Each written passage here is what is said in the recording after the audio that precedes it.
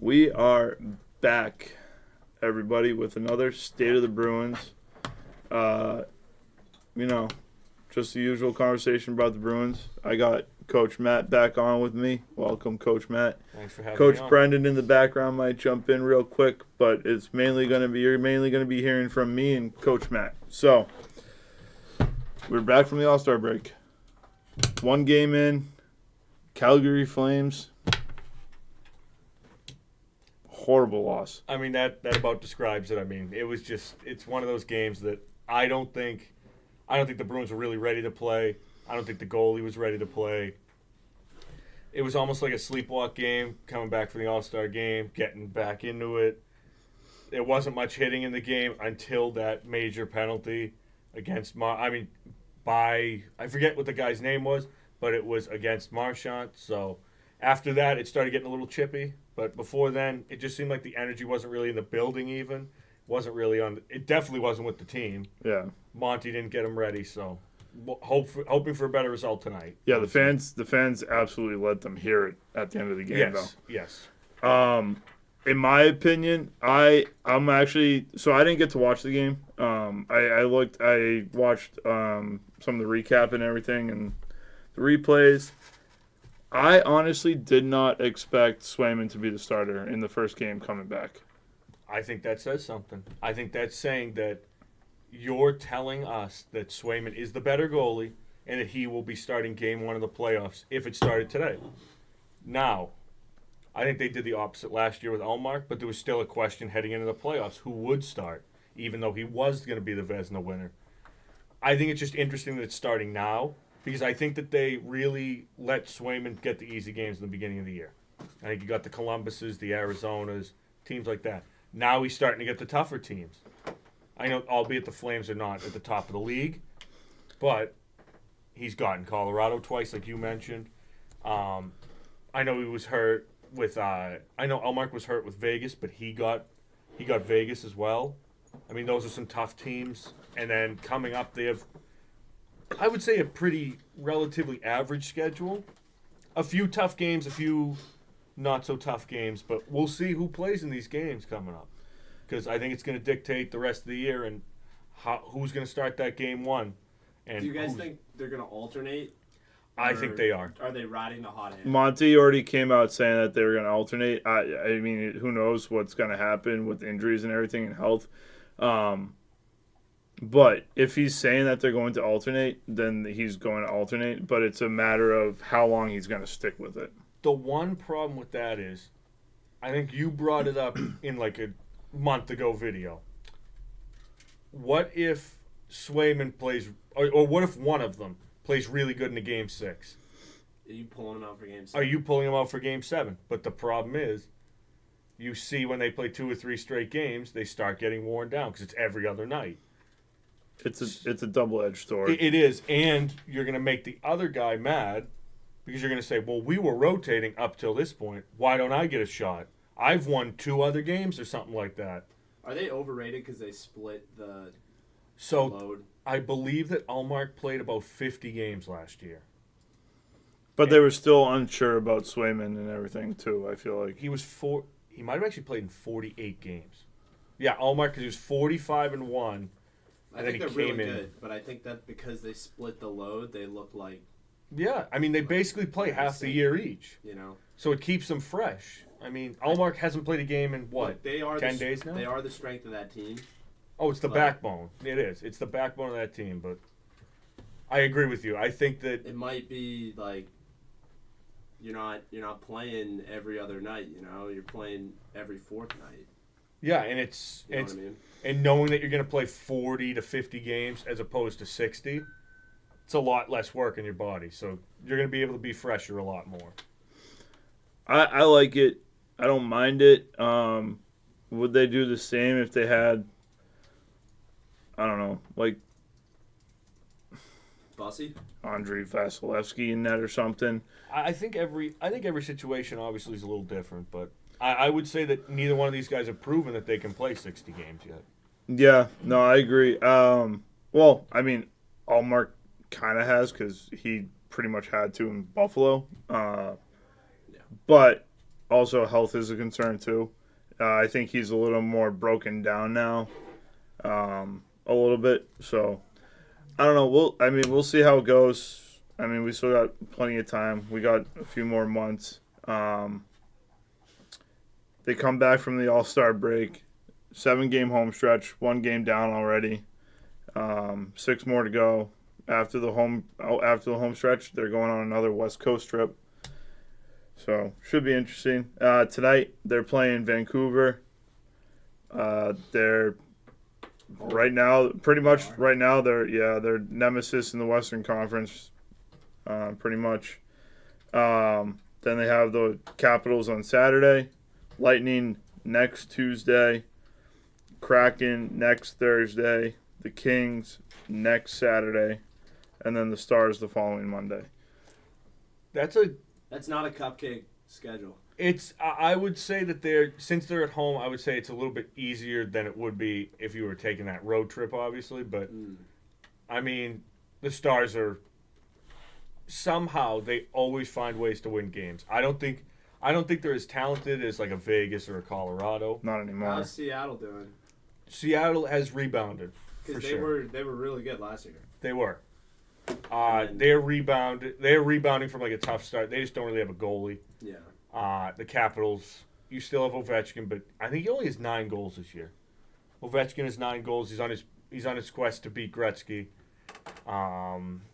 That big game is Vancouver. Yeah, the Vancouver they just game. made the move. The Vancouver game tonight is a big measuring stick game. I mean, these are the type of teams you're going to face in the playoffs. They're fast, they're physical, good goaltending.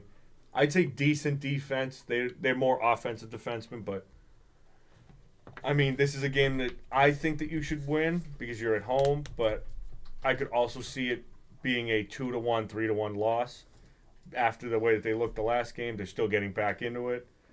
I still think it's going to be a 5-2 homestand, though. I think it's going to be a 5-2 homestand. I think they're going to need it when they're going out west. I think that western road trip always it's the mark of the year. I think you're always looking on it and saying what's going to happen on that road trip. Yeah, they already had one. They're taking on the rest of the West Coast teams that they didn't play yet. Obviously, we'll get into more detail on another State of the Bruins on that. But they have the Oilers and the Calgary on a back-to-back in that. They have Vegas on that. They have Seattle again. So they're seeing some of these teams twice in a pretty short span. Obviously tonight Vancouver, that's going to be tough matchup. You said they're going to finish 5-2. They already lost to Calgary, so who do you think's the other team going to be? Do you think they beat the Canucks? I think they beat the Canucks tonight. I think they might lose to the Capitals, as wild as it sounds. I think it's going to be one of those games where it's going to be a Saturday afternoon crowd, not as much energy in the building, come out a little flat. The Capitals might jump on that. It's a 3:30 game, 3:30 start, so it's a little later in the afternoon than we might typically see in Boston on a Saturday. Here, I have just realized something. Everything just clicked in the old brain. What if they played Swayman? I'm going back to my whole point. What if Swayman played the Flames game because they wanted Allmark against the Canucks? I don't know. It's just that's why I didn't, because Allmark had the whole All-Star break off. So why would they not play him against the Flames if you're trying to get Swayman against tougher teams? That's true. I didn't think of that. But if Swayman's almost, Allmark's almost definitely playing tonight. I have zero doubt. Yeah, so you're setting it up where Swayman then gets the Capitals on Saturday, and Allmark gets Monday against Tuesday against the Lightning. Yep. And then Swayman would have Seattle. And then Allmark would have the Kings. Yeah. And Swayman would most likely have the Stars on the following Monday. Yeah, so you're setting it up again for Swayman to get the easier of the teams. And that would mean that Allmark would have the Oilers on the first night of the back-to-back. Yeah. And Swayman would have the Flames again. So that's what I'm saying. I think they set it up to where he's going to get. See, this is what I don't like, though, because I've noticed a pattern with Allmark. If he has a lot of days off, he doesn't look too good. No, because I think it's the rust. I think When he came back from that injury, that first period against it was the Canadians was his first game back, right? Or I second believe game? so. Yeah. Yes. So he did not look good to start. He didn't. No, and I think that's like a pitcher in baseball, like a player coming back in basketball. All these sports, I think, especially goaltending, it's so position oriented and getting a feel for the game and getting a feel for the position once again. I think it's honestly one of the hardest things to come back into because you're getting shots in practice. Yeah, you're It's not getting the shots same, from no. the trainers or whatever. It's not the same Well, thing. the Celtics dealt with this so much in terms of like who's the guy between. There was too many cooks in the kitchen between Rozier, Hayward, Irving.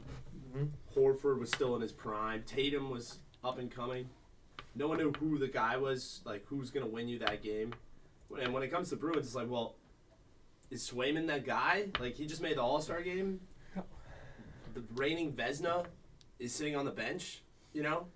Well, the problem is too. You either gonna have $5 million sitting on your bench, That's or brutal. like 3.7 or something like that sitting on your bench. So no matter what, you're gonna have over $3.5 million sitting on your bench in a playoff game, and it's not gonna help you whatsoever. Yeah, it won't be. So you're gonna have $8 million tied up in your goalies, and one of them's not gonna play. Yeah, it was definitely a questionable call by Monty, in my opinion. I mean, we talked about the All-Star break a little bit. Swayman didn't look too good in that game, and it seemed to carry over into the Calgary game because, honestly, I feel like Calgary should have really only scored that first power play goal that put them up 1-0, and then I think it was the second one where the guy came in and cut across and put the backhand in around him. I mean, that's a tough save to make. I don't expect a lot of goalies to make that save. The only thing I could really say for that is he could have been a little deeper in the crease because he was on the edge of the crease trying to cut down the angle. I'm not a goalie. I'm not a professional goalie. I'm not a goalie coach, so I can't really say for sure. But just from viewing the replay of it, I'd say not the easiest save to make, but he might have been able to be a little deeper in the crease. Yeah, I mean, I think I think the first two goals, I think they were good goals. Last two goals, especially the Huberdeau one. The Hannafin one actually kind of annoyed me. The Huberdeau one, I thought was the one that annoyed me the most because he goes down way too early. You didn't need to go down that early. Yeah. The only place that Huberdeau could have shot it was over his glove side. Which we all know is his weak side. Yeah, so I don't really understand why he's going down, especially when you have a defenseman on the side coming in to try to poke check it away from Huberdeau. So why don't you attack the angle a little bit better and then just try and face the shooter more instead of going down and potentially getting one over your shoulder like always. Yeah. I mean, The and on the cut across the crease one too. The other thing that bothered me about that was Grzelcyk literally watched him come in and cut across and didn't make a move until the last possible second. I mean, they need to figure something out with Grzelcyk because he's not cut out to be on this team anymore. No, I would say that they should have traded him. I think they should try to get Hannafin and try to replace, just go 1-for-1. Something. Try to get that, maybe a draft pick. Hope that the Flames can essentially just take that deal and just.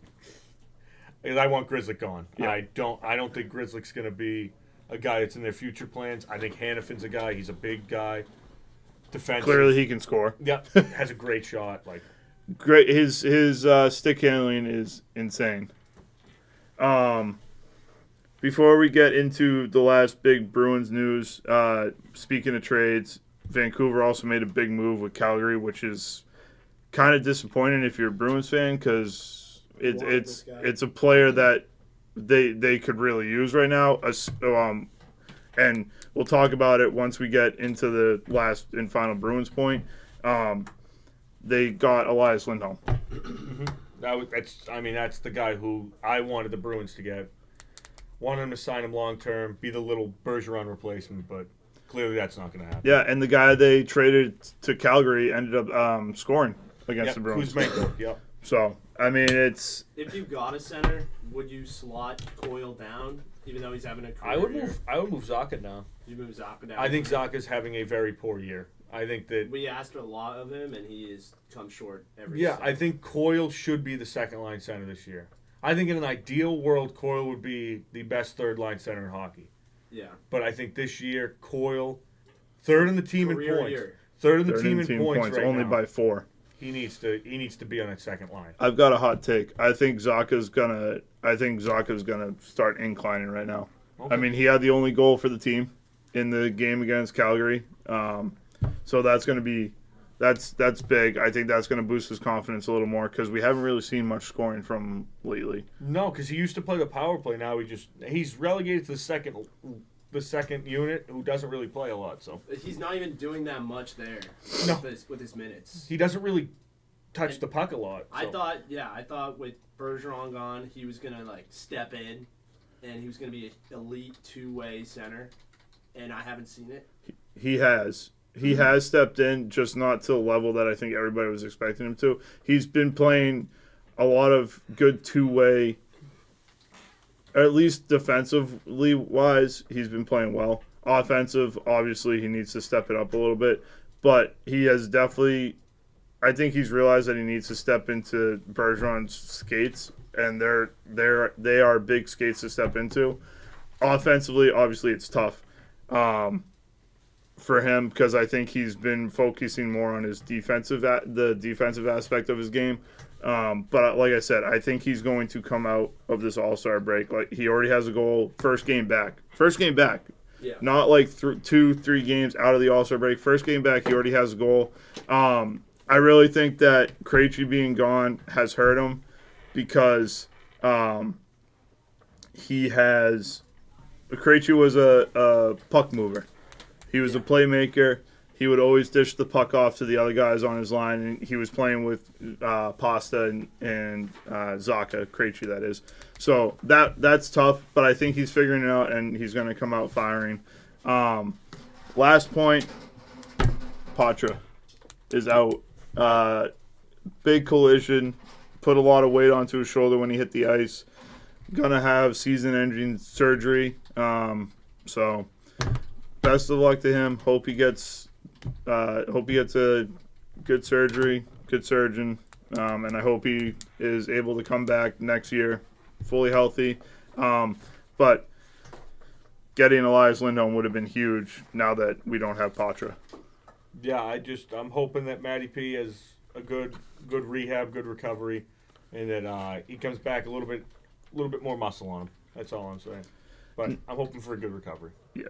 Next State of the Bruins, we will talk about our point scorers. Obviously we all know who's at the top, but the massive difference between the first and the second and third scorers.